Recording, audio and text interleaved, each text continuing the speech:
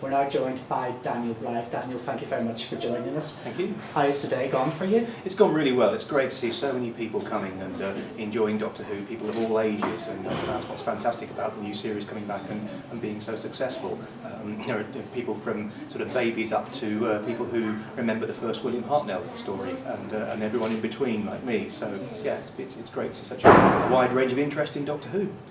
Are there any interesting stories from the people who you've been meeting and talking to today? Well, I've met people who have remembered the same doctors as me, somebody else who'd met Tom Baker like I did once as well.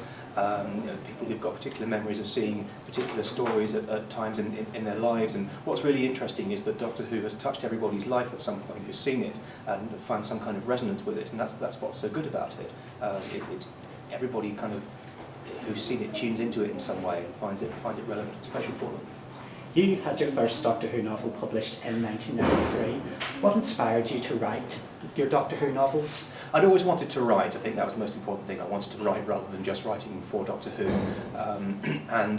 There was an editor called Peter Darvill Evans who worked for Virgin Books. Virgin Books had the rights to produce the Doctor Who books in the early 90s, and he put out feelers to various kind of fan communities and asked, as well as people who were established as professional writers, wanted to have manuscripts sent in by fans, by people who had never been published before. And so I was one of the lucky people who sent their sample chapters and synopsis into Virgin Books, and eventually time came round and I was asked to produce the novel based on my sample chapters and my synopsis, and that was, I think, August '92, and I found out about it, and it was published in November '93. So they were producing books at the rate of one a month back then, and then when the Missing Adventures started alongside the New Adventures, they were doing 2 a month. So there was still quite a hunger for Doctor Who fiction, even while the programme was off the air. Yeah, that was probably the main source of you Doctor Who products at the time, you'd say. So was the reaction different then as to how Doctor Who novels are now? It was a different market. I mean, we were writing, I think, for the fan market. The idea behind the New Adventures was that they were described as stories that were too broad and deep for the small screen. So we could push it a little bit further. We could write them as if we were writing a more serious sci-fi novel. Now, I'm not entirely convinced whether Doctor Who is serious sci-fi. As I was saying in the talk, it doesn't take itself entirely seriously. One of its sort of great characteristics, one of its great merits, is that it does take the mickey out of itself occasionally, which is, I like to be a little bit playful in the books. Now, with the new BBC books, we're writing for a younger audience as well, and we have to be quite careful about the things that we can and can't include, and it's quite difficult to get that balance right, so that you're writing for the old fans and for the 8 and 9-year-olds who are reading it too. Now, your most recent novel, Autonomy, was published last year, and it's the last novel to feature the 10th Doctor, David Tennant. It's one of the last, yeah. One of the last.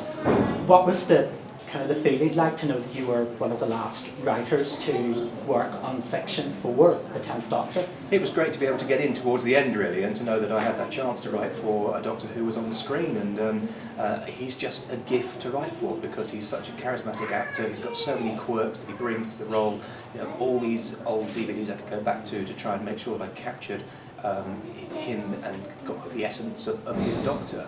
It was very different from when I wrote for Sylvester McCoy, because I was writing for someone who was no longer the current Doctor. So yeah, it was a very interesting experience to be part of that whole multimedia thing that Doctor Who has now become, and it was a real challenge. And I had the challenge of creating my own cast of characters too, because the Doctor didn't have a companion at the time, so I could create my own companion figure. I knew I had to bring back the Nestine consciousness, the Autons, but apart from that, I had a lot of freedom to create the story, so very much enjoyed doing that. And talking about characters, what is it about the characters in the Doctor Who universe that you find interesting and appealing? I think the Doctor Who universe is something that's so broad. It can be anything you want it to be, and it can encompass so many styles of writing. And although there are certain things that you can and can't do, I think that it gives writers a lot of creative freedom. And you have the character of the Doctor, but then you can create your own characters who work inside different scenarios. With Autonomy, for example, it was the setting that came first, actually, before any of the characters.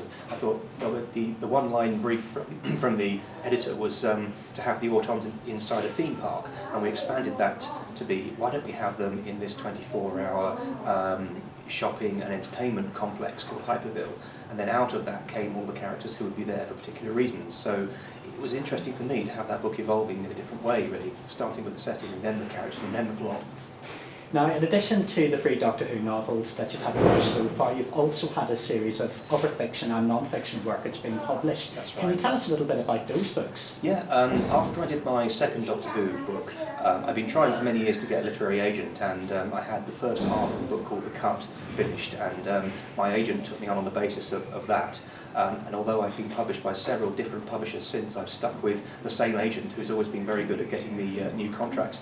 I did 2 novels for Penguin and Hamish Hamilton, The Cut and Losing Faith, and I then did some non-fiction. I went off into non-fiction with the 80s pop book, which I wrote for Alison and Busby, Encyclopedia of Classic 80s Pop, which came about as, again, a contact from my agent. It was an editor called David Shelley, who I was put in touch with, who was keen to do some nostalgia-based books, and we talked about doing 80s film, and then somewhere along the line that conversation evolved into 80s music, and we thought, well, we'll have an 80s music book instead. So it was great for me to be able to go back and look at my old music collection and write about that. I tried to be as versatile as possible with the non-fiction, because I've done such a range of things since then. And the success of the 80s music book led to you presenting on the radio, I believe? That's right, yes. I did a couple of seasons with a guy called John Ryan, who's now at BBC Manchester. This was in Leeds. Did an 80s show during the summer while the sport was off. And it was great fun for me. I was thrown in at the deep end because I didn't have any real sort of radio presenting knowledge, but I was there as the guest presenter, filling in the information in the background. And John, great consummate professional, guided me through and helped me to feel at ease and feel at home. So I suppose just to round it up, if there's anybody listening to this who is a young person, well, young or old, and they're interested in developing a career in writing and being an author and having their work published, what advice would you give to them? Yeah, to keep trying and to keep writing. I mean, I was sending stuff off to publishers from the age of about 17 and being rejected, and rejection is all part and parcel of it, really. Remember that the rejection is not a rejection of you, it's a rejection of the work, because the work isn't quite right yet for that particular publisher. So to keep trying to be published anywhere you can, published in small presses, just to keep writing. And Stephen King said you had to get 500,000 words out of your system before you were ready to be published. So to bear that in mind, and to read as widely as possible as well. I was saying to one of the girls in the queue just now, don't just read things that are within your comfort zone. If there's a particular kind of genre that you hate, go and read something like a romance or a western or something you wouldn't otherwise read, because it can be really interesting. Getting the perspective of how the writer creates the characters and creates the setting. You can take that step back from it and enjoy it as a piece of creation rather than a piece of fiction. But yeah, just to keep plugging away at it, really. And if you think that you're good enough and you burn to have that story being told, and if you're passionate about it, then you will get somewhere. But it is a very, very tough job to get into. And there are very few people who are full-time writers as well. We all do other things alongside it.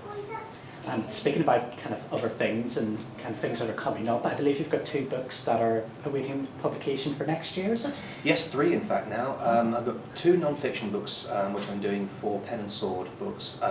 One of them is called Collecting Gadgets and Games, and that's about old toys and gadgets from the 1950s to the 1990s.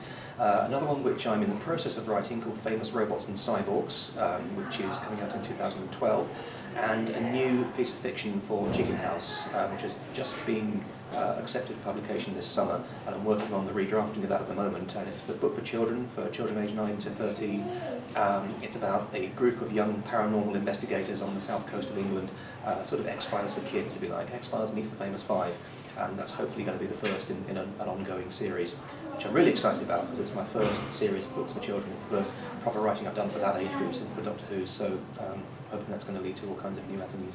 And what about your future in Doctor Who fiction? Are you going to be writing any more books? I'm still available. It'd be very hard at the moment to squeeze one in, but I certainly would try and do one if they asked me. I'd love to be able to write for the 11th Doctor. There are 20 odd writers who take it in turns to write the books, so I don't expect to be asked again for a while, but if I am, I'd certainly leap with the chance, yeah. And you can check out Daniel Blythe's website at, I'll get the address right here, www.danielblythe.moodfruit.com. In fact, if you just go to danielblythe.com, that will take you straight to the website. Daniel Blythe, thank you very much for taking the time to join us today. Thank you. You're welcome.